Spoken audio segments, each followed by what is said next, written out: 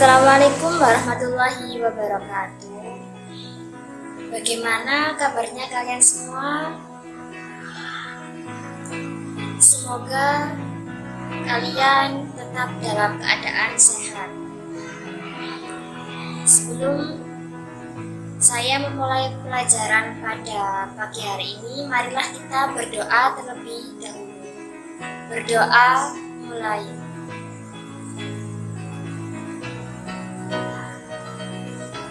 Berdoa selesai.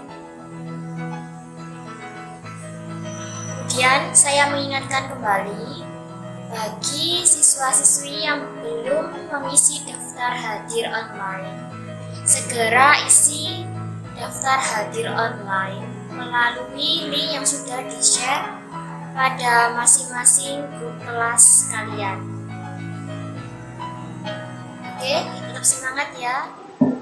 Hari ini saya akan melanjutkan materi pada mata pelajaran administrasi umum pada KD 3.5, yaitu memahami fungsi-fungsi manajemen.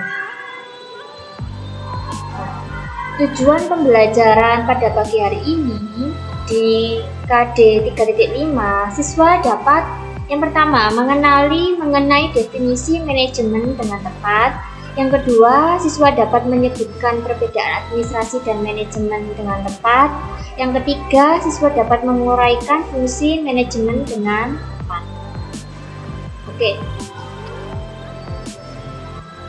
Kita ke pendahuluan dulu ya. Nah, siapa sih yang membutuhkan manajemen itu?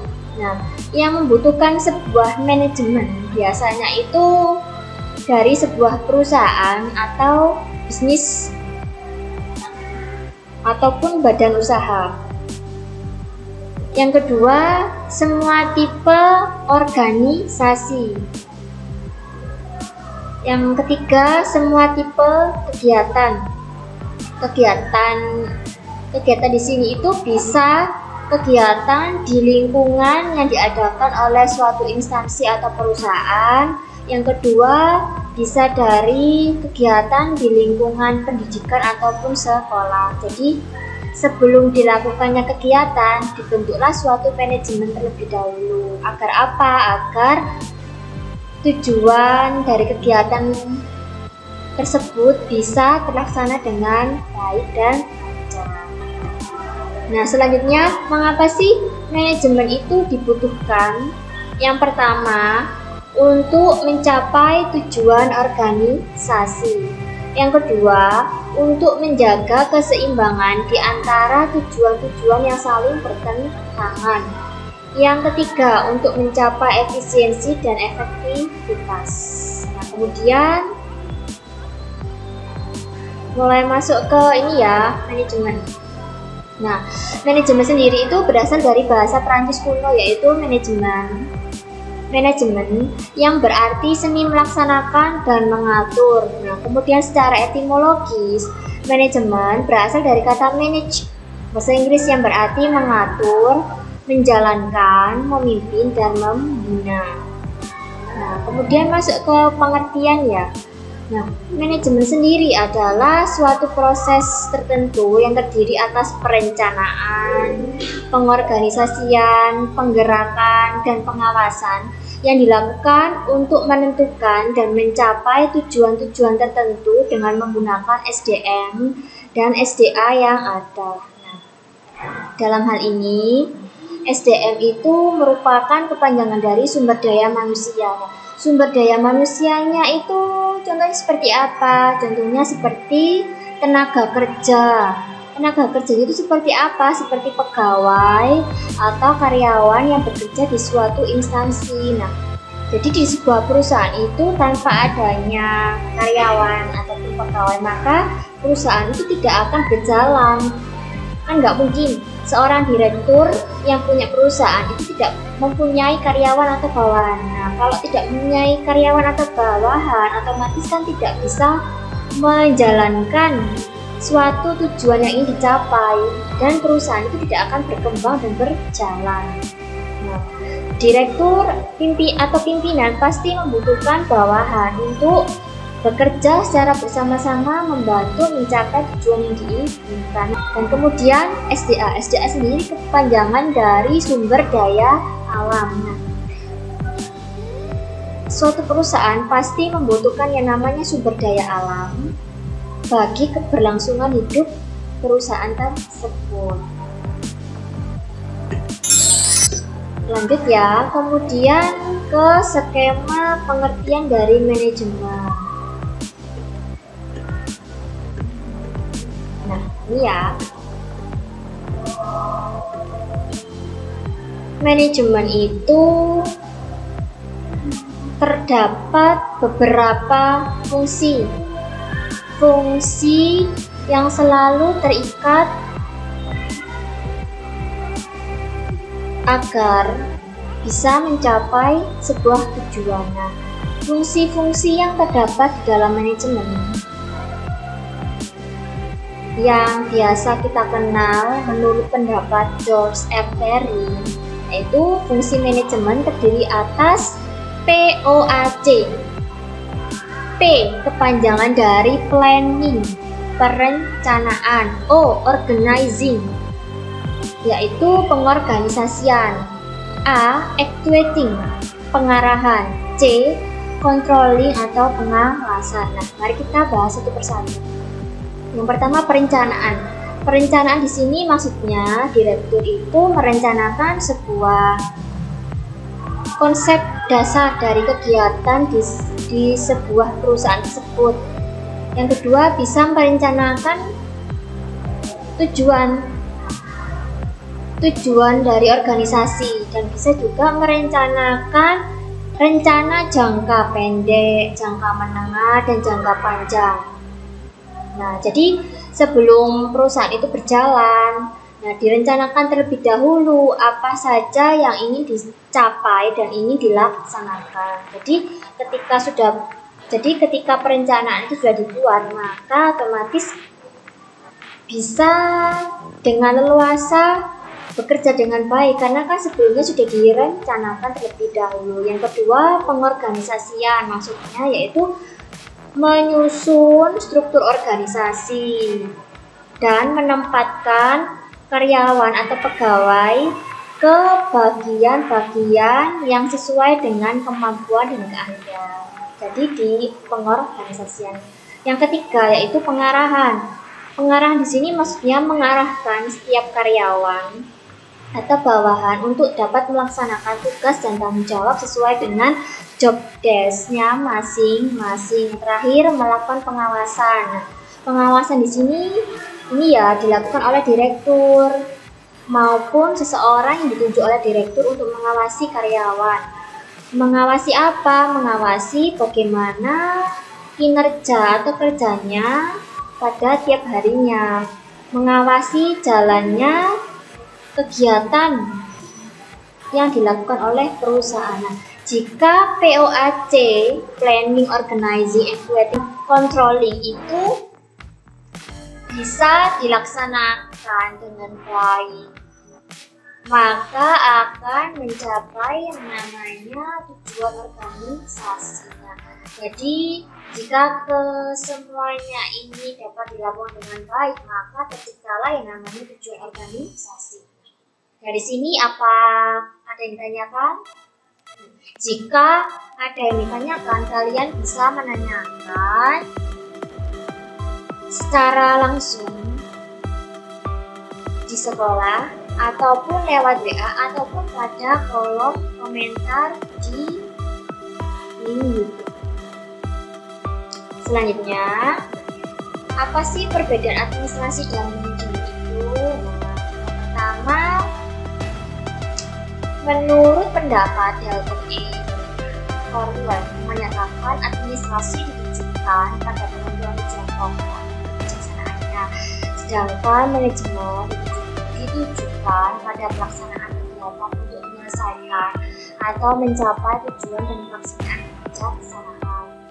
Yang kedua, menurut pendapat Patrick mendefinisikan administrasi sebagai suatu proses dan badan yang bertanggung jawab terhadap penentuan tujuan, organisasi, dan manajemen menentukan garis besar suatu kebijaksanaan atau pemberian arahan. Ini adalah perbedaan dari administrasi dan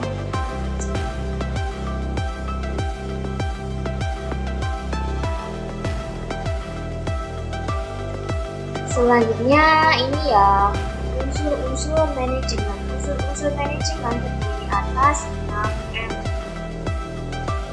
Yang pertama manusia, yang kedua material, barang, yang ketiga mesin, 4 uang, yang kelima metode atau cara kerja, yang keenam market atau pasar. Mari kita bahas satu persatu. Mulai dari atau manusia. Man sendiri itu berperan sebagai manpower dalam organisasi atau perusahaan, sehingga diperlukan untuk memimpin, menggerakkan karyawan atau bawahan, serta memberikan tenaga dan pikiran untuk kemajuan dan produktivitas perusahaan atau keberlangsungan dari perusahaan. Manpower itu harus dimiliki oleh seorang direktur maupun pimpinan-pimpinan lain dalam perusahaan. Gunanya apa? Ya ini untuk bisa memimpin dan menggerakkan karyawan supaya dia atau mereka itu bekerja dengan baik dan melaksanakan sesuai dengan tugas dan tanggung jawab masing-masing. Jangan sampai seorang direktur atau pimpinan yang ditunjuk dalam sebuah organisasi itu tidak melaksanakan tugas dan kewajibannya dengan baik. Kalau tidak melaksanakan tugas dan kewajibannya dengan baik, mana mungkin dia bisa memimpin bawahannya untuk dapat bekerja dengan baik pula. Biasanya di sebuah perusahaan itu mengenal yang namanya prinsip the right man in the right place. Jadi seseorang itu harus ditempatkan di tempat yang benar. Maksudnya apa? Ditempatkan pada bagian atau pekerjaan yang sesuai dengan kemampuannya. Jadi jangan sampai orang yang tidak pintar keuangan, tidak bisa menghitung, ditempatkan di bagian keuangan. Nah, kan nggak mungkin. Kalau orang yang tidak memiliki kemampuan di bidang keuangan, otomatis kan ketika melakukan pekerjaan kan otomatis tidak melakukan atau menyelesaikan dengan baik. Yang selanjutnya material digunakan sebagai proses produksi dalam suatu perusahaan atau organisasi. Dapat terdiri dari bahan baku, bahan setengah jadi, ataupun barang jadi. Nah, ini disesuaikan dengan jenis dari perusahaan. Kan nggak semua perusahaan itu jenisnya sama. Yang selanjutnya mesin merupakan kebutuhan pokok dalam melancarkan jalannya perusahaan. Mesin-mesin sendiri itu biasanya kan dari sebuah perusahaan, mesin-mesin kantor. Jadi di setiap kegiatan karyawan itu kan mempunyai mesin kantor untuk dapat melakukan dan melaksanakan tugasnya dengan cepat. Dengan bantuan mesin kantor tadi, contohnya seperti apa? Misalnya seperti komputer, mesin fotokopi, dan lain-lain. Selanjutnya metode, yaitu metode sangat diperlukan untuk penyusunan dan pembuatan suatu POAC. POAC kepentingan dari planning, organizing, evaluating, dan control. Jadi sebelum menyusun yang namanya POAC atau proses manajemen diperlukan bahan metode yang tepat. Bagaimana sih agar fungsi manajemen itu bisa dilaksanakan dengan baik dan dilakukan dengan baik pula oleh karyawan tersebut. Selanjutnya money kan uang, tapi kalau di sebuah perusahaan itu berhubungan dengan modal. Nah, modal sendiri itu dibagi menjadi dua, yaitu ada modal tetap dan modal kerja. Modal tetap ada tanah, gedung atau bangunan, mesin. Yang kedua, modal kerja itu dimintas, piutang. Selanjutnya market adalah tempat bertemunya penjual dan pembeli untuk mengadakan transaksi.